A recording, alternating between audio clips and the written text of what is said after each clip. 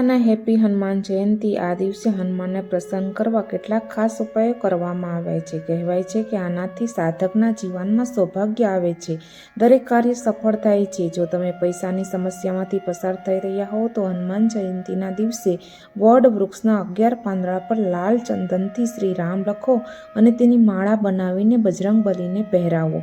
એવું કહેવાય છે કે તેનાથી આર્થિક મુશ્કેલીઓ દૂર થાય છે।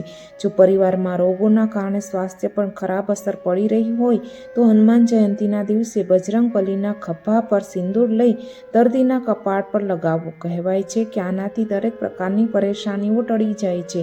આંખની ખામી માટે આ ઉપાય ખૂબ જ કારગર છે। મહેનત કર્યા પછી પણ ધંધામાં અને નોકરીમાં પ્રગતિ નથી થતી તો હનુમાન જયંતિના દિવસે સંકટ મોચનની સામે તેલનો દીવો પ્રગટાવો અને ઓમ નમો હનુમંતે રુદ્રાવતારાય સર્વ શત્રુ સંહારાય સર્વ રોગ હરાય સર્વ વંશીકરણાય રામદૂતાય સ્વાહાય મંત્રોનો 108 વાર જપ કરો। એવું માનવામાં આવે છે કે તેનાથી વેપાર અને નોકરીમાં પ્રગતિ થાય છે।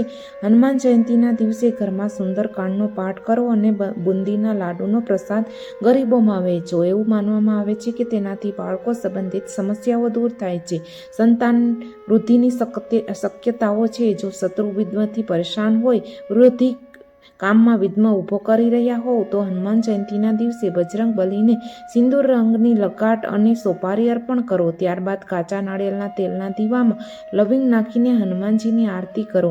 કહેવાય છે કે આનાથી દરેક પ્રકારના સંકટ દૂર થઈ જાય છે।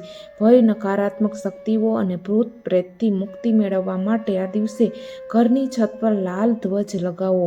એવું કહેવાય છે કે આવું કરવાથી હનુમાનજી સ્વયં આખા પરિવારની રક્ષા કરે છે। જો વિડીયો ગમ્યો હોય તો કમેન્ટમાં જય શ્રી હનુમાન લખજો।